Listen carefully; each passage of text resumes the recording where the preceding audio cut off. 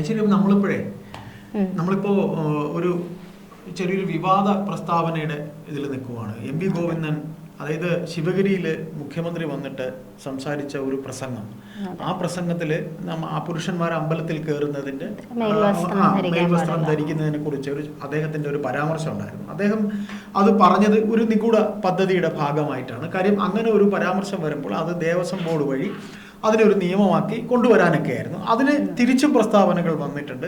അതിൽ ഏറ്റവും യുക്തിഭദ്രമായിട്ടൊരു പ്രസ്താവന ഇന്നലെ ഗണേശൻ്റെതായിട്ട് വന്നിരുന്നു. ഗണേശനും കെ മുരളീധരനും ഇന്ന് വി ഡി സതീശനും പറഞ്ഞിട്ടുണ്ട്. അത് എങ്ങനെയെന്ന് വെച്ച് കഴിഞ്ഞാൽ ഓരോ അമ്പലത്തിനും അതാണ് എൻ്റെ ലോജിക്കായിട്ടുള്ള മറുപടി. ഓരോ ജാതിക്കും ഓരോ മതത്തിനും ഓരോ സമുദായത്തിനും ഓരോ ക്ഷേത്രങ്ങളുണ്ട്, അവിടെ ഓരോ ആചാര രീതിയുണ്ട്. അതിനെയൊന്നും ഇങ്ങനെ രാഷ്ട്രീയമായിട്ടൊന്നും കൊണ്ടുവന്ന് പറയേണ്ട കാര്യമില്ല എന്ന രീതിയിൽ ഒരു ചുട്ട മറുപടി അവരുടെ മന്ത്രിസഭയിലെ ഒരു അംഗം തന്നെ പറഞ്ഞിട്ടുണ്ട്.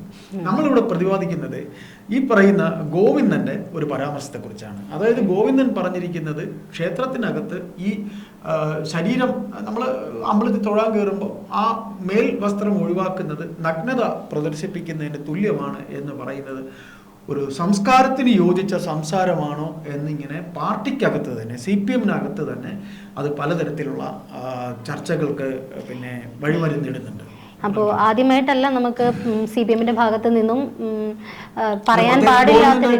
പറയാൻ പാടില്ലാത്ത തരത്തിലുള്ള പ്രസ്താവനകൾ പറയുക, അതിനെ ന്യായീകരിക്കുക, അതിനെ ന്യായീകരിക്കാൻ വേണ്ടി പാവം പിടിച്ച സൈബർ സഖാക്കള് അത് ന്യായീകരിക്കാൻ പല കാരണങ്ങൾ കണ്ടെത്തി ഇങ്ങനെ ന്യായീകരിച്ച് എഴുതുക, ഇതൊക്കെ ഇവരുടെ സ്ഥിരം കാര്യങ്ങളായിട്ട് നമ്മൾ കണ്ടുപോകുന്നുകൊണ്ടിരിക്കുന്ന കാര്യങ്ങളാണ്. പക്ഷെ ഇവിടെ ഹിന്ദുക്കളുടെ മെക്കിട്ട് കയറാൻ വരുന്ന ഈ ഒരു ഇത് ഞാൻ ഒരു ജാതിയുടെയും ഒരു മതത്തിൻ്റെയും കാവലാളായി നിന്നുകൊണ്ട് പറയുകയല്ല. പക്ഷേ ഹിന്ദുക്കളുടെ മാത്രം ഇത്തരം നമ്മളുടെ ഹൈന്ദവ രീതികളെ ചോദ്യം ചെയ്യുക, ഹൈന്ദവ ആചാരങ്ങളെ ചോദ്യം ചെയ്യുക, ശബരിമല വിഷയത്തിലാണെങ്കിലും എല്ലാത്തിലും ഇതേ ശബരിമലയിൽ സ്ത്രീകളെ കയറ്റാൻ വേണ്ടിയിട്ട് വാശി പിടിക്കുന്ന, അഥവാ സ്ത്രീ ശാക്തീകരണം, സ്ത്രീ ഇതെന്നൊക്കെ പറഞ്ഞിട്ട് വാശി പിടിക്കുന്ന ആൾക്കാരെ എന്തുകൊണ്ട് മദ്രസകളിൽ സ്ത്രീകൾ കയറുന്നില്ല? അവിടെ അവരെ കയറ്റാൻ വാശി പിടിക്കുന്ന, സ്വന്തം കല്യാണം പോലും കാണാൻ പറ്റാത്തവരാണ് മുസ്ലിം സമുദായത്തിൽപ്പെട്ടവര്. അവരുടെ അച്ഛനും അവരെ അങ്ങനെ ഒരു വേറൊരു സ്ത്രീകള് അങ്ങനെ അവിടെ ഇരുന്ന് ഭക്ഷണം കഴിക്കാൻ പറ്റില്ല എന്നൊരു പ്രശസ്ത നടി തന്നെ പറഞ്ഞിട്ടുണ്ട്. അവരുടെ നാട്ടില് മുസ്ലിം കല്യാണങ്ങൾക്ക് പോയാൽ സ്ത്രീകളുടെ ഭക്ഷണം പുറത്തായിരിക്കും, അടുക്കള പുറത്തോ എവിടെയാണെന്നൊക്കെ. അങ്ങനെയുള്ള കാര്യങ്ങളൊക്കെ നടക്കുന്ന ആ ഒരു മതത്തിലേക്ക് കൈ കടത്താൻ നമ്മുടെ CPM ഇതുവരേക്കും തയ്യാറായിട്ടില്ല, ശ്രമിച്ചിട്ടില്ല. പക്ഷെ ഈ ഹിന്ദുക്കളുടെ നെഞ്ചത്തേക്ക് എന്ത് പറഞ്ഞാലും നമ്മൾ കേട്ടിരിക്കും എന്നുള്ള രീതിയിൽ കൈ കടത്തുന്നതും കടന്നു കയറുന്നതും ചോദ്യം ചെയ്യപ്പെടേണ്ട ഒരു കാര്യം തന്നെയാണ്. പക്ഷെ ഇപ്പോൾ ഇവിടെ ജാതി മതം കാര്യങ്ങളൊന്നും ഞാൻ പറയുന്നില്ല, എല്ലാം മാറ്റി വെക്കാം. അപ്പോൾ പോലും ഈ ഹൈന്ദവ പുരാണങ്ങളും കാര്യങ്ങളും ഒക്കെ എടുക്കുമ്പോൾ ഹൈന്ദവം മാത്രമല്ല, നമ്മളുടെ ഓരോ പുരാണങ്ങളും അധിഷ്ഠിതമായിട്ടുള്ളത് ഈ ജാതി മതങ്ങൾക്കൊക്കെ അപ്പുറത്തേക്ക് ഓരോന്നും ശാസ്ത്രീയമായിട്ട് ബന്ധപ്പെടുത്തിക്കൊണ്ടുള്ളതാണ്. ഇപ്പോൾ നമ്മുടെ പുരാണങ്ങളെല്ലാം, നമ്മുടെ ഹിന്ദു പുരാണങ്ങൾ ഓരോന്നും എടുത്ത് നോക്കിക്കഴിഞ്ഞാൽ നമ്മുടെ കുട്ടികൾക്ക് ഹിന്ദു പുരാണങ്ങൾ എന്താണെന്ന് അറിയില്ല. ഇപ്പോൾ സത്യം പറഞ്ഞാൽ ഇപ്പോൾ ഹിന്ദു പുരാണങ്ങൾ എടുത്ത് നോക്കിക്കഴിഞ്ഞാൽ അതിൽ പറയുന്ന ഓരോ വിശ്വാസങ്ങൾക്കും നമ്മളുടെ ഓരോ ആചാരങ്ങൾക്കും പിന്നിൽ ശാസ്ത്രീയമായിട്ടുള്ള വശങ്ങളുണ്ട്, ഓരോന്നിനുമുണ്ട്. അതെ. പക്ഷെ ഇത് നമ്മൾ രാമായണത്തിൽ ഇങ്ങനെ പറയുന്നു, അല്ലെങ്കിൽ മഹാഭാരതത്തിൽ ഇങ്ങനെ പറയുന്നു, അല്ലെങ്കിൽ ഹിന്ദുക്കളുടെ ഇത് വെച്ചിട്ട് നമ്മൾ ഇങ്ങനെ ചെയ്യാവുള്ളൂ എന്ന് പറയുന്നു. ഇപ്പൊ ബ്രാഹ്മിൻസിന്റെ ഇടയിൽ നമ്മൾ ബ്രാഹ്മിൻസിന്റെ ഇടയിലൊക്കെ വരുമ്പോൾ ഞങ്ങൾ ചെയ്യുന്ന കുറച്ച് സംഭവങ്ങളൊക്കെ ഉണ്ട്. അതൊക്കെ നമ്മൾ ആ രീതി ഫോളോ ചെയ്യും. ബ്രാഹ്മിൻസ് ഫോളോ ചെയ്യാൻ റെഡി ആയിട്ടുള്ള ആൾക്കാർ ഫോളോ ചെയ്തു പോകും. ചിലർ ഫോളോ ചെയ്യാണ്ടിരിക്കുമ്പോൾ നമ്മൾ നോർമൽ ഹിന്ദുസ് അത് ഫോളോ ചെയ്യാൻ വേണ്ടിയിട്ടാണ് അത് ഭഗവാന്റെ പേരിലാക്കിയും കൂടെ പറയുന്നുണ്ട്. അത് ശാസ്ത്രീയമായി നമുക്ക് ഗുണകരമായിട്ടുള്ള കാര്യങ്ങൾ തന്നെയാണ് പറയുന്നത്. ഇവിടെ പറയുന്നത് ഇപ്പൊ നമ്മൾ കുളി കഴിഞ്ഞാൽ ആദ്യം നടുഭാഗം തോർത്തണം എന്ന് പറയും. നടുഭാഗം എന്ന് പറയുന്നത് നമ്മളുടെ സുഷുമ്ന നാഡി തുടങ്ങുന്ന നട്ടെല്ലിന്റെ ഭാഗത്തെ തോർത്തണം എന്ന് പറയും. അതിന് നമ്മുടെ ഹിന്ദുവിൽ നമ്മൾ പുരാണങ്ങളൊക്കെ വെച്ച് നോക്കുമ്പോൾ നമ്മൾ പറയുന്നത് എന്താ പറയുക, ആദ്യം നമ്മളുടെ ശരീരത്തിലേക്ക് നമ്മൾ കുളി കഴിഞ്ഞാൽ മിക്കവരും മുഖം തുടക്കുന്നവരാണ്. അപ്പോൾ ഈ മുഖം തുടക്കുമ്പോൾ മൂദേവിയും ശ്രീദേവിയാണ് നമ്മളുടെ പുരാണങ്ങൾ വെച്ചിട്ട്, ഞാൻ പറയുമ്പോൾ തമാശയായിട്ട് തോന്നുമായിരിക്കും, പക്ഷെ അതിൻ്റെ ഒരു വിഷയം അതാണ്. ഒരു എക്സാമ്പിളായിട്ട് ഞാൻ പറയുന്നേ. അപ്പോൾ മൂദേവിയും ശ്രീദേവിയും കൂടി ഇങ്ങനെ നിൽക്കുകയാണ്. അപ്പോൾ നമ്മുടെ കുളി കഴിയുമ്പോൾ ആദ്യം തുടക്കുന്ന ഭാഗം മുഖമാണെങ്കിൽ അങ്ങോട്ട് മൂദേവി ആയിരിക്കും കയറിയിരിക്കുക. ശ്രീദേവി എന്ന് പറഞ്ഞാൽ കുറച്ചും കൂടെ ഒരു പൊളൈറ്റ്നെസ്സും കാര്യങ്ങളും കുറച്ചൊരു സമാധാനമുള്ള ഒരാളാണ്. അപ്പോൾ ആള് രണ്ടാമതേ കയറുള്ളൂ. അപ്പോൾ രണ്ടാമത് തോർത്തുന്നിടത്തേക്ക് ശ്രീദേവി കയറും. അപ്പൊ ആദ്യം മൂദേവിനെ നമ്മൾ പുറകെ തോർത്തി അവിടെ മൂദേവിനെ ഇരുത്തും. അത് കഴിഞ്ഞ് മുഖം തുടച്ച് ശ്രീദേവിനെ ഇരുത്തുന്നത്. ഇതൊരു ചെറിയ കഥയാണ്, നമ്മളുടെ ഇടയിലുള്ള ഒരു കുഞ്ഞു കഥയാണ്. പക്ഷെ ഇതിന്റെ ശരിക്കും ശാസ്ത്രീയ വശം എന്ന് വെച്ചാൽ നമ്മളുടെ അവിടെ ആ ഭാഗത്ത് നട്ടെല്ലിന്റെ ഭാഗത്ത് വെള്ളം കെട്ടി നിൽക്കാൻ പാടില്ല. അത് സയന്റിഫിക്കലി അങ്ങനെയാണ്. അപ്പോൾ ആദ്യം നമ്മൾ എന്ത് ചെയ്യണം? ഇപ്പം നമ്മൾ വന്നിട്ട് നമ്മുടെ ഇപ്പോഴത്തെ തലമുറയിലെ കുട്ടികളോട് പറയാണ് മൂദേവി ശ്രീദേവിയും കയറും, നിങ്ങൾ ആദ്യം നടുവ് ഓർത്തിക്കോ എന്ന് പറഞ്ഞാൽ ആരെങ്കിലും അനുസരിക്കുമോ? ഒരാളും അനുസരിക്കില്ല. അപ്പം ഇങ്ങനെ മനസ്സിലാക്കാൻ വേണ്ടി കുഞ്ഞുനാളിൽ മുത്തശ്ശിമാർ പറഞ്ഞു തരാൻ വേണ്ടിയിട്ട് ഇങ്ങനത്തെ ഒരു മൂദേവിയുടെയും ശ്രീദേവിയുടെയും കഥ ഉണ്ടാക്കി വെച്ചു. ഈ ആമയും മുയലിന്റെ കഥ പറയുന്നത് എല്ലാത്തിനും പിന്നിൽ ഒരു സാരാംശം എന്ന് പറയുന്ന ഒരു സാധനമുണ്ട്. അപ്പൊ അതുപോലെ മാത്രമാണ് നമ്മൾ അമ്മയുടെ മുയലിന്റെ കഥ വെറുതെ ഒരു കഥ കേൾക്കുകയാണോ ചെയ്യുന്നത്? അല്ല, അതിന്റെ പിന്നിലും അതൊരു മെസ്സേജ് ഉണ്ട്. അതുപോലെ തന്നെയാണ് ഇതിന് പിന്നിലും ഒരു മെസ്സേജ് ഉണ്ട്. ആദ്യം നമ്മൾ അവിടെ തോർത്തിക്കോ. അപ്പൊ സാധാരണ ഒരു നോർമൽ ഞാനൊക്കെ ആണെങ്കിലും മുഖം നന്നായിട്ടിരിക്കട്ടെ, മുഖം എല്ലാവരും നന്നായിട്ടിരിക്കണം എന്ന് നമ്മൾ ആഗ്രഹിക്കുമല്ലോ. അപ്പോൾ ശ്രീദേവി കയറി ഇരിക്കട്ടെ, നമ്മളൊന്ന് പ്ലസന്റ് ആയിട്ടിരിക്കട്ടെ എന്ന് വിചാരിച്ചിട്ട് ആദ്യം നമ്മൾ നട്ടല് തോർത്തും. അപ്പൊ പക്ഷെ അത് ശാസ്ത്രീയമായിട്ട് സയന്റിഫിക്കലി പ്രൂവൻ ആയിട്ടുള്ള ഒരു കാര്യമാണത്. അതുപോലെ തന്നെയാണ് ഇവിടെ നമ്മുടെ ഗോവിന്ദൻ പറഞ്ഞതുപോലെ. അല്ല, ഗോവിന്ദൻ പറഞ്ഞത് അശ്ലീലമാണ് എന്ന് പറഞ്ഞു. പക്ഷെ ഈ ഷർട്ട് ഇടാത്തത് കാണുമ്പോഴേ അശ്ലീലം എന്നൊക്കെ തോന്നുന്ന ഗോവിന്ദന്റെ മനോവികാരത്തോട് എനിക്ക് പറയാൻ വാക്കുകളില്ല. അല്ലെങ്കിൽ മറ്റ് ഇടത്തൊക്കെ തന്നെ ഇങ്ങനെ ഒരു സ്ഥാനത്തിരിക്കുന്ന ഒരാൾ ഇങ്ങനെ സംസാരിക്കേണ്ടതുണ്ടോ എന്ന് ചോദിച്ചിട്ടുണ്ട്. ഗോവിന്ദന്റെ പല പ്രസ്താവനകളും ഇതിനിപ്പുറത്തേക്ക് ഇതിന്റെ രണ്ട് വശങ്ങളൊന്ന് പറയാം. ഒന്ന്, ഈ ഗോവിന്ദൻ പറഞ്ഞതുപോലെ ഷർട്ട് ഊരിയിട്ട് പോകുന്നതിന്, ഷർട്ട് ഊരിയിട്ട് പോകുക എന്നുള്ളത് നമ്മളെ ഹിന്ദുക്കളുടെ ഒരു ചിട്ടയാണ്. നമ്മൾ വർഷങ്ങളായിട്ട് ഓരോ ക്ഷേത്രങ്ങളിലാണ്, എല്ലാ ക്ഷേത്രങ്ങളിലും ഷട്ടൂരിയിട്ടൊന്നും കയറേണ്ട ആവശ്യമില്ല. ഈ നോർത്ത് ഇന്ത്യയിലൊക്കെ അങ്ങോട്ട് പോയി കഴിഞ്ഞാൽ നല്ല തണുപ്പൻ രാജ്യങ്ങളിലൊക്കെ, തണുപ്പുള്ള സ്ഥലങ്ങളിലൊക്കെ സെറ്റ് ഇട്ടുകൊണ്ടാണ് പൂജാരിമാര് പൂജ ചെയ്യുക. അതൊന്നും പാടില്ല എന്നൊന്നും പറഞ്ഞിട്ടില്ല. പക്ഷെ ഇതിന്റെ പിന്നിലുള്ള ഒരു ചെറിയൊരു സയൻസ് വേറെയുണ്ട്.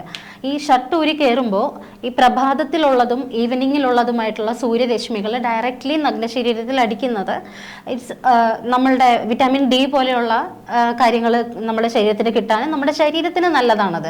അതിന് വേണ്ടിയിട്ടായിരിക്കാം ചിലപ്പോൾ പൂർവികന്മാര് ആ ഒരു സമയത്ത് ഷട്ടൂരി കയറാൻ പറയുന്നത്.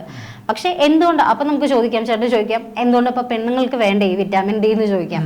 പക്ഷെ അവിടെ അത് പ്യൂർലി സദാചാരം തന്നെയാണ്. നമുക്കങ്ങനെ നമ്മളുടെ ഒരു സംസ്കാരം അതിനെ അനുവദിക്കില്ല.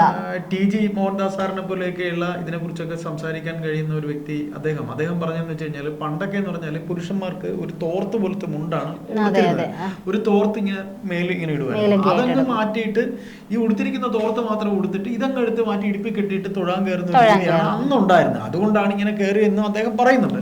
അതുകൊണ്ടായിരിക്കാം. പക്ഷെ ഇതിന് പിന്നിൽ ഇങ്ങനത്തെ ഒരു സയൻസ് കൂടിയുണ്ട്. കേട്ടറിവ് അമ്പലത്തിലിരിക്കുന്ന ആ വിഗ്രഹത്തിന്റെ ഒരു പോസിറ്റീവ് എനർജി അവരുടെ ദേഹത്തിലൂടെ ആ വൈബ് ആ ഒരു ഇത് അങ്ങനെ ഉണ്ടാവാൻ വേണ്ടിയിട്ടാണ് പല അമ്പലങ്ങളും ഇപ്പൊ പൂർണ്ണമായ ഒരു വിഗ്രഹമായിരിക്കും ഒരു അമ്പലത്തിൽ. ഇതം ശരീരം കൗന്ദേയ ക്ഷേത്രം ഇത്യഭിധീയതേ. അങ്ങനെയാണ് നമ്മളെ ശ്രീകൃഷ്ണൻ ഭഗവത്ഗീതയിൽ പറഞ്ഞിട്ടുള്ള ഒരു കാര്യമാണത്. അതെന്ന് വെച്ചാൽ ശരീരം ആത്മചൈതന്യം വഹിക്കുന്ന ക്ഷേത്ര വിഗ്രഹം പോലെയും ആത്മാവ് എന്ന് പറയുന്നത് ഈശ്വര വിഗ്രഹത്തിലെ ചൈതന്യം പോലെയുമാണ്. ആ ചൈതന്യം നമ്മളിലേക്ക്, ആ വിഗ്രഹത്തിൽ നിന്നും ആ പോസിറ്റീവ് എനർജി, നെഗറ്റീവ് എനർജി, അങ്ങനെ രണ്ട് എനർജികളാണല്ലോ മൊത്തത്തിൽ ബാലൻസ് ചെയ്യുന്നത്. അതിൽ ആ പോസിറ്റീവ് എനർജിനെ പൂജാരി പല കാര്യങ്ങളിൽ കൂടെ വിഗ്രഹത്തിലേക്ക് കൊടുക്കുന്ന എനർജി അവിടെ നിന്ന് നമ്മളുടെ ദേഹത്തേക്ക് നമ്മൾക്ക് കിട്ടുന്ന ഒരു എനർജി. നമ്മൾ അമ്പലത്തിൽ പോയി ഇറങ്ങുന്ന ദിവസങ്ങളിൽ, ഈശ്വര വിശ്വാസി ആയതുകൊണ്ട് പറയുകയാണ്, അമ്പലത്തിൽ പോയി ഇറങ്ങുന്ന ദിവസങ്ങളിൽ നമുക്ക് ഉണ്ടാവുന്ന ഒരു പോസിറ്റിവിറ്റി ഉണ്ട്.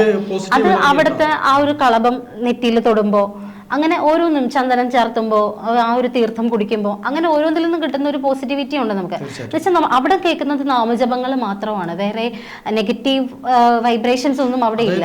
ഐശ്വര്യ, നമ്മൾ മനസ്സിലാക്കാനുള്ള നമ്മുടെ കാരണവന്മാരായിട്ട് ഉണ്ടാക്കിയിട്ടുള്ള അല്ലെങ്കിൽ അവരായിട്ട് പറഞ്ഞിട്ടുള്ള കുറെ കാര്യങ്ങൾ ശാസ്ത്രീയമാണ്. ഈ പൂജാവിധികൾ തുടങ്ങിയിട്ട് ഈ അമ്പലത്തിൽ തൊഴാൻ കയറുന്ന, ഈ ഷർട്ട് ഊരിയിട്ട് കയറുന്നവരെ ശാസ്ത്രീയമാണ് എന്നൊരു വശം എനിക്ക് പറയാനുണ്ട്. ആ ശാസ്ത്രീയ വശത്തിന്റെ ഭാഗമായിട്ടാണ് നമ്മൾ ഈ സംസാരിച്ച ഈ കാര്യം.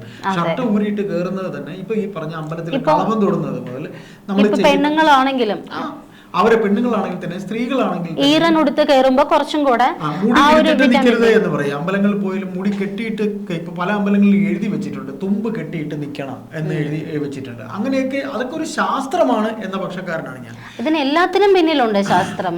അപ്പൊ നമ്മള് ഈ ചർച്ച കൊണ്ട് കൺക്ലൂഡ് ചെയ്യുമ്പോൾ ഞങ്ങളൊരു വീഡിയോ ശകലം കൂടെ പ്രേക്ഷകർക്ക് ഞങ്ങൾ ഇടുകയാണ്. അതായത് അബിൻ വർക്കി എന്നൊരു ഒരു യൂത്ത് കോൺഗ്രസ് നേതാവിൻ്റെ ഒരു പ്രസംഗമുണ്ട്. അതായത് ഈ ഞങ്ങൾ ചർച്ച തുടങ്ങിയപ്പോൾ പറഞ്ഞ ഗോവിന്ദന്റെ ആ പരാമർശം, അതെ, അദ്ദേഹത്തിന്റെ ആ ഒരു ആചാരങ്ങളും അനുഷ്ഠാനങ്ങളും ഒക്കെ അദ്ദേഹം പണ്ട് പാർട്ടി ക്ലാസ്സിൽ പറഞ്ഞ പോലെ കടിച്ചാ പൊട്ടാത്ത വാചകങ്ങൾ, ഇതുമായിട്ട് ബന്ധമില്ലെങ്കിൽ അദ്ദേഹം പറഞ്ഞ ഒരു സ്റ്റേറ്റ്മെന്റ് കൂടെ ഞാൻ പറയാം. അതായത് പിന്നെ നവീൻ ബാബു എന്ന ഉദ്യോഗസ്ഥൻ മരണപ്പെട്ടത് പി ദിവ്യ എന്ന സ്ത്രീയുടെ ഒരു പരാമർശത്തിൽ മനംനൊന്താണ് എന്നൊരു കഥ ഇവർ ഉണ്ടാക്കിയെടുത്ത് ആത്മഹത്യ ചെയ്തത് എന്ന് പറഞ്ഞിട്ട് അവരെ സ്വീകരിക്കാൻ ഇദ്ദേഹത്തിന്റെ ഭാര്യ ശ്യാമള വരെ പോയി വിളിച്ചോണ്ടുവന്ന രംഗമുണ്ടായി. അന്ന് ഇദ്ദേഹം പറഞ്ഞത് ഒരു കൂടെയുള്ള ഒരു സഖാവ്, ഒരു കേഡർ ഒരു വഴിവിട്ടു പോയാൽ അവരെ കൂടെ നിർത്തണം എന്നുള്ളത് കൊണ്ടാണ് ഞങ്ങൾ പോയി സ്വീകരിച്ചതെന്ന്. പ്രിയപ്പെട്ട ഗോവിന്ദൻ എന്ന നേതാവിനോട് ഞങ്ങൾക്ക് പറയാനുള്ളത്, അബിൻ വർക്കി പറയുന്ന ഈ കാര്യം കൂടെ ഈ വീഡിയോയിലൂടെ ഈ പ്രേക്ഷകരും കൂടെ കേൾക്കണം. അതായത് ഇന്നത്തെ ഈ കാലഘട്ടത്തിലെ ചെറുപ്പക്കാരെന്ന് പറയുന്നത് അവർക്ക് അവരുടേതായ മനസ്സിലാകുന്ന ഒരു ഭാഷയുണ്ട്. താങ്കൾ അമ്പലത്തിൽ കയറുന്നത് അശ്ലീലം എന്ന് പറയുമ്പോൾ ഇന്നത്തെ ഈ ചെറുപ്പക്കാർ ഒരിക്കലും അതിനെ സപ്പോർട്ട് ചെയ്യില്ല. കാര്യം എത്ര തന്നെ വേറെ മാറിയ രീതിയിൽ ചിന്തിക്കുന്നവരെ അമേരിക്കൻ സംസ്കാരം മനസ്സിലേക്ക് അല്ലെങ്കിൽ പ്രവൃത്തിയിലേക്ക് വന്നാൽ ഈ കാര്യത്തിലൊക്കെ നമ്മൾ ഈ ഒരു സമുദായത്തിലുള്ളവർ അതിനൊരു നിഷ്ഠയും കാര്യവും അവൻ്റെ അച്ഛനും അവൻ്റെ അമ്മയും ഏത് ചെറുപ്പക്കാരൻ്റെയും അച്ഛനും അമ്മയും അവൻ്റെ അപ്പൂപ്പനും അമ്മുമ്മയും അവൻ പഠിച്ചു വന്നതിൽ അവനെ പഠിപ്പിക്കും, അവൻ അത് പരിപാലിക്കുക തന്നെ ചെയ്യും. അതുകൊണ്ട് ഈ കാലഘട്ടത്തിൽ ഒരിക്കലും ഇത്തരത്തിലുള്ള സംസാരങ്ങൾ സംസാരിക്കരുത് എന്നുകൂടെ പറയുന്നു. കാര്യം അബിൻ വർക്കി പറഞ്ഞ ആ ഒരു വീഡിയോ ശകലം കൂടെ ഇടുന്നു. ഇതാണ് ഇന്നത്തെ ചെറുപ്പക്കാർ, അവർക്ക് മനസ്സിലാകുന്ന ഭാഷയിൽ താങ്കൾ പറയണം എന്നുകൂടെ ഒരു ചെറിയ ഒരു റിക്വസ്റ്റ് കൂടെ ഞങ്ങൾ ഈ വീഡിയോയിലൂടെ പറയുന്നു. ദയവായി ഈ വീഡിയോ നിങ്ങൾ കാണണം. യുവാക്കളോട് കമ്മ്യൂണിക്കേറ്റ് ചെയ്യുന്ന ഭാഷ, ആ ഭാഷ തന്നെ വളരെ പ്രശ്നമാണ്. നമ്മൾ കടികട്ടിയായിട്ടുള്ള കുറെ വേർഡുകൾ ഉപയോഗിച്ച് നമ്മൾ വളരെ ഉപരി തലത്തിൽ നിന്നുകൊണ്ട് സംസാരിക്കും. ഇവർ പറയും ഇവൻ എന്തുട്ടാ ഇവൻ ഈ സംസാരിക്കുന്നത് ജീവിക്കും. അന്നേരമാണ് ഈ കൊല്ലത്തെ ഏറ്റവും പ്രധാനപ്പെട്ട സോഷ്യൽ മീഡിയ പദമായി തെരഞ്ഞെടുക്കപ്പെട്ടിരിക്കുന്നത് തന്തവൈബാണ്. ഈ തന്തവൈബ് എന്താണെന്ന് അറിയില്ലാത്ത ആളുകളുണ്ടാവും ഇവിടെ പലരും. ഈ കൊല്ലം സോഷ്യൽ മീഡിയ ഏറ്റവും കൂടുതൽ ചർച്ച ചെയ്യപ്പെട്ട വാക്കാണ് തന്തവൈബ്. അപ്പൊ ആ കാലഘട്ടത്തിൽ ഇന്നത്തെ യുവാക്കൾ കമ്മ്യൂണിക്കേറ്റ് ചെയ്യുന്ന ഒരു ഭാഷയുണ്ട്. അവിടെയാണ് ഞാനും നിങ്ങളും അടക്കമുള്ള രാഷ്ട്രീയ കക്ഷികളിലെ നേതാക്കന്മാരും പ്രവർത്തകരും ഇന്നത്തെ യുവാക്കളുടെ ഭാഷയിലേക്ക് സംസാരം കുറച്ചെങ്കിലും മാറ്റാൻ സാധിക്കും. എങ്കിലാണ് ആശയം കമ്മ്യൂണിക്കേറ്റ് ചെയ്യപ്പെടുകയുള്ളൂ. ഇന്നത്തെ യുവാക്കളോട് കൂടുതൽ ചേർന്ന് പ്രവർത്തിക്കാൻ സാധിക്കുകയുള്ളൂ. അവരെ അരാഷ്ട്രീയവാദികളെന്ന് ചിലർ മുദ്രകുത്തി മാറ്റി നിർത്തുമ്പോ അവർ അരാഷ്ട്രീയവാദികളല്ല, മറിച്ച് കൃത്യമായ പൊളിറ്റിക്കൽ സെൻസ് ഉള്ളവരാണ് എന്നും അവരുടെ പൊളിറ്റിക്കൽ സെൻസ് നമ്മുടെ രാഷ്ട്രീയവുമായി കണക്ട് ചെയ്യപ്പെടുന്ന ഭാഷയിലേക്ക് നമുക്ക് മാറാൻ സാധിക്കും.